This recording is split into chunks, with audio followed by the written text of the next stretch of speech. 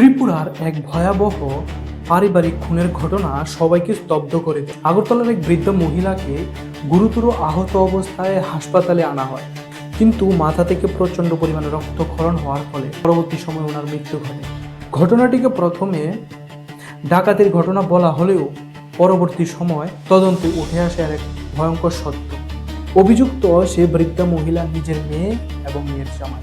পুলিশের মতে সে ঘটনাটির পেছনে ছিল পারিবারিক আর্থিক বিবাদ, টাকা ও সম্পত্তি নিয়ে চলা ঝগড়া, লোভ আর রাগ। এবং সম্প্রতি সেই মহিলার 2.5 লক্ষ টাকার ফিক্সড ডিপোজিট ম্যাচিউর হয়েছিল এবং ওনার মেয়ের জামাই চাইছিল একটি স্কুটি নিয়ে, কিন্তু তিনি তা দিতে অস্বীকার করায় ওনার সাথে ঘটে গেল সে ভয়াবহ অপরাধ। এই ঘটনাটি আমাদের এক কঠিন শিক্ষা দেয়। সমস্যার সমাধান হিংসায় নয়, কথা বলা ও বোঝাপড়ায়।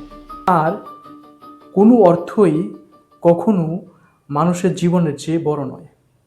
আর এই ঘটনাটি আমাদের চোখে আঙুল দিয়ে দেখিয়ে দেয় সামাজিক অবক্ষয় দিন দিন কত তলানিতে গিয়ে ঠেকছে।